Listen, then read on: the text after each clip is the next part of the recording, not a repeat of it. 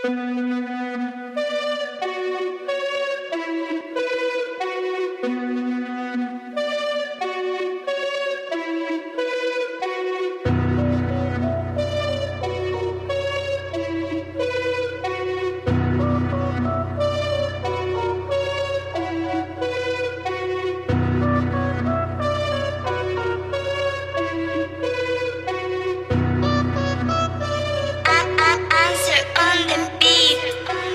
letrang lumalabas sa aming mga bibig. Pag ito na binitawan talagang bumibilib. Malupit, hinimay ang mga letra na parang ginugupit. Ang mga baral na galing sa aking bibig, kayang-kayang tumulit ng mga nakikinig.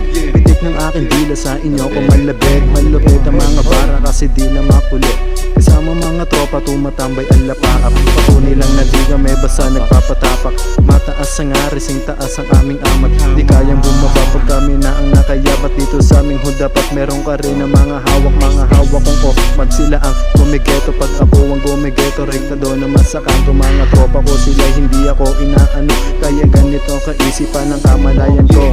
Ano ba yan nakain nyo? Isda ba mapait? Mga lumalabas sa bibig nyo matutulis na tinik. Kaso di pa padaig, mas lalong kumukulit. Sureball kayo sa ulo, kada dila kalabit. Di namin kasalanan kung di kayo makasabay. Sa harap ng entablado mga kamay kumakaway. Kamusta ka na bay? Ba't di ka mapalagay? Kami dito kumakain, ikaw na iwan maghimay. Paangasan na naman ang labanan, walang sawa sa pakikipag. Unahan, nakipagtulakan sa pila para duraan. Kami ng pagkatao, puro yabang ang alam. Nayanig nung kami ay lumabas. Matagal na panahon rin akong nagpalakas para patunay na hindi lang basta palabas. Suporta ng tunay ang tinuring kong lakas. Sinakyan ko ang pangarap, gasolina ko ang rap. Nilipad ko ang pangarap habang paa ay nakaapak. Umiwas sa mahangin para di ka mapahamak. Yung katulad nilang mahilig mandamay, halatang kinukonsinti ng kanilang mga nanay.